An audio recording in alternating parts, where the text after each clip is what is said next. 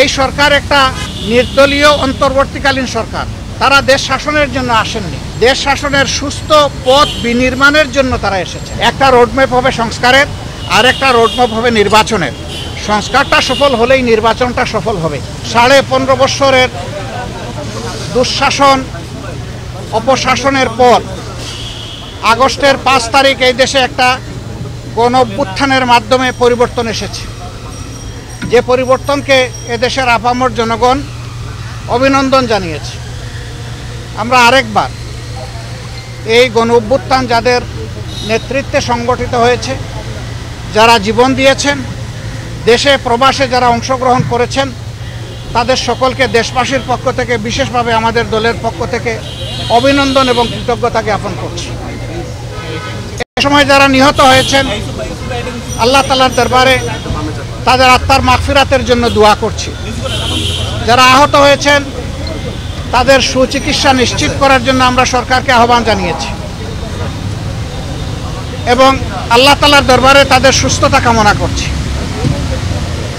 প্রিয় সাংবাদিক বন্ধুগণ, আপনারা জাতির বিবেক আর মিডিয়া জাতির দর্পণ, কিন্তু 15.5 বছর বিভিন্ন কারণে অনেকে তার বিবেক অনুযায়ী কাজ করতে পারেননি।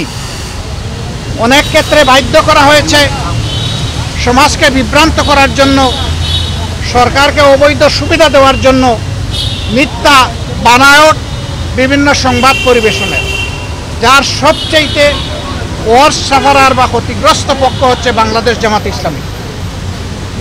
কিন্তু আমরা অতীত নিয়ে ঘাটতে চাই না। আমরা দেশবাসীকে সাথে নিয়ে সকলের সহযোগিতায় দেশটা সামনের দিকে আগাক, সেই জায়গাটাই আমরা অবদান রাখতে চাচ্ছি। এই জন্য অতীতে যা হয়েছে আমরা পিছনে ফেলে দিলাম।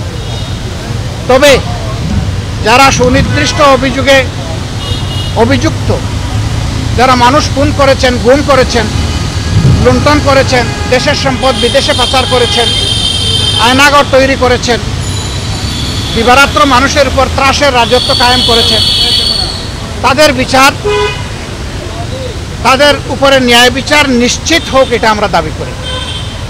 আমাদের উপর যেমন জুলুম করা হয়েছে, তাদের কারো উপর জুলুম করা হোক, সেটাও আমরা চাই না। আমরা চাই যে ন্যায় বিচারের মাধ্যমে সবাই যেন তার অপরাধের সঠিক পাওনাটা বুঝে পায়। আমরা আজকে এসেছিলাম দেশের প্রয়োজনে, জাতির প্রয়োজনে। এই সরকার একটা নির্দলীয় অন্তর্বর্তীকালীন সরকার।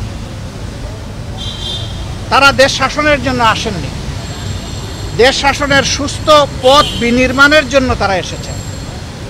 তাদের কাজ হচ্ছে জাতির সামনে, যা জাতি বঞ্চিত ছিল পরপর 3টা নির্বাচনে, জাতির সামনে একটা গ্রহণযোগ্য, সুষ্ঠু এবং শান্তিপূর্ণ নির্বাচন উপহার দেওয়ার পরিবেশ তৈরি করা। এই জন্য কিছু মৌলিক বিষয়ে তাদেরকে সংস্কার করতেই হবে। সে কি মৌলিক বিষয়ে তারা সংস্কার করবেন সেই ব্যাপারে আমরা কথাবার্তা বলেছি এবং আমরা আশা করছি আগামী 9 তারিখ আপনাদের মাধ্যমে জাতির সামনে আমরা আমাদের প্রস্তাবনাগুলো উন্মুক্ত করব ইনশাআল্লাহ।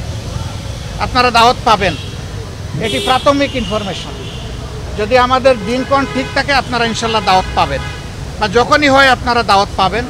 আমরা অবিলম্বে আমাদের চিন্তা জাতির সামনে তুলে ধরব যে কি সংস্কার এই মুহূর্তে প্রয়োজন, কি সংস্কার পরবর্তী পর্যায়ে আমাদের লাগবে, সেই জিনিসগুলো আমরা জাতির সামনে তুলে ধরব। এর পাশাপাশি দেশের চলমান আইন শৃঙ্খলা পরিস্থিতি নিয়ে এখানে কথা হয়েছে এবং এই ক্ষেত্রে জনগণ আর বর্তমান সরকার একসাথে কিভাবে পারস্পরিক সহযোগিতার মাধ্যমে আইন শৃঙ্খলা পরিস্থিতির আরও উন্নয়ন সাধন করতে পারে এবং সকল ধরনের ষড়যন্ত্রের বিরুদ্ধে জাতিকে ঐক্যবদ্ধ রাখতে পারে, সেই বিষয়গুলো নিয়ে আমাদের এখানে কথাবার্তা হয়েছে।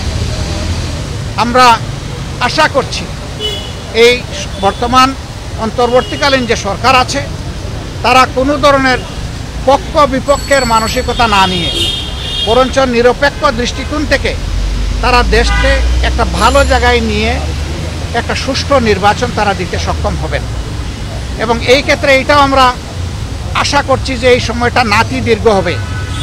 আমরা শুরু থেকে বলে আসছিলাম সংস্কারের জন্য সরকারকে আমরা যৌক্তিক সময় দিতে চাই। সেই যৌক্তিক সময়টা কি হবে এটা নিয়ে অচিরেই আমরা কাজ করব এবং সেটাও আপনাদের সামনে ইনশাল্লাহ চলে আসবে। আমরা আশা করছি খুব দেরি হবে না। আমরা এইভাবে সামনের দিকে আগাতে চাই। আপনাদের মাধ্যমে আমাদের অনুরোধ জাতির এই প্রত্যাশাকে ফুটিয়ে তোলার জন্য এবং আগামী দিনে একটি বৈষম্যহীন বাংলাদেশ গঠন করার জন্য, যেখানে ইনসাফ ভিত্তিক সমাজ প্রতিষ্ঠিত হবে এবং কারো উপর কোনো ধরনের জুলুম দল কিংবা ধর্মের কারণে হবে না, এমন একটা দেশ, ঐক্যবদ্ধ জাতি গঠনে আপনারাও আমাদেরকে এই কাজে সহযোগিতা করবেন, দেশবাসীকে সহযোগিতা করবেন। আপনাদের সকলকে ধন্যবাদ। এখানে একটা প্রশ্ন এসেছিল, আসন্ন দুর্গাপূজায় আইন শৃঙ্খলা পরিস্থিতি সুন্দর রাখার জন্য করণীয় কি? আমরা সেগুলো আলোচনা করেছি। আমরা বলেছি সরকারের সাথে জনগণের পার্টনারশিপ লাগবে, সরকারের সাথে জনগণের সম্পৃক্ততা প্রয়োজন হবে। এই সরকার এবং জনগণ মিলে, আইন শৃঙ্খলা বাহিনী এবং জনগণ যদি একসাথে কাজ করে, আমরা আশা করছি একটা অভূতপূর্ব দুর্গাপূজা আমাদের হিন্দু ধর্মের ভাই বোনেরা তারা উদযাপন করতে সক্ষম হবে। আমরা সেটা আশা করি। আপনাদের সকলকে ধন্যবাদ। যে বাধা ঝাঁপির মূল্য লক্ষ টাকা, খুলে দিলে দাম কমে যায়। ইনশাআল্লাহ আমরা ঝাঁপির মুখ খুলব আগামী 9 তারিখ। সেই পর্যন্ত আমরা ধৈর্য ধরে অপেক্ষা করি। এই অপেক্ষা করার জন্য আপনাদেরকে অগ্রিম ধন্যবাদ। সেটাও বলেছি যে সংস্কারের টাইমলাইন কী হবে। আমরা দুটা রোডম্যাপ চেয়েছি, আপনারা জানেন, আপনাদের মাধ্যমেই চেয়েছি, দেশবাসীর কাছে জানিয়েছি, আমরা সরকারকেও জানিয়েছি। একটা রোডম্যাপ হবে সংস্কারের, আর একটা রোডম্যাপ হবে নির্বাচনের। সংস্কারটা সফল হলেই নির্বাচনটা সফল হবে। এই জন্য দুটি বিষয়ের উপরে আমরা গুরুত্ব দিয়েছি এবং তাদের সাথে আমাদের আরও ডায়ালগ হবে। আর খুব অচিরেই এই বিষয়টা তারাও প্রকাশ করবেন, আমরাও প্রকাশ করব এবং এটা খুব দেরি হবে না ইনশাআল্লাহ। আমরা কারো বক্তব্য এবং বিবৃতি নিয়ে স্পেসিফিক কোনো আলোচনা করি নাই এবং এটা আমরা আলোচনার সাবজেক্ট বানাতেও চাই না। আমরা শুধু সরকারকে এতটুকু বলেছি যে জনগণের বিশাল প্রত্যাশা আপনাদের কাছে, এই প্রত্যাশার সময়টা টেনে আমরা লম্বা করব না। এইটাকে যৌক্তিক সময়, যৌক্তিক যে শব্দটা, এটার সম্মানটা যেন বহাল রাখতে পারি আমরা, সেই দিকে আপনাদের দৃষ্টি আকর্ষণ করি। ওনারা কোনো দ্বিমত পোষণ করেন নাই এবং আমরা আশা করি এখানে কোনো সংকট তৈরি হবে না ইনশাআল্লাহ।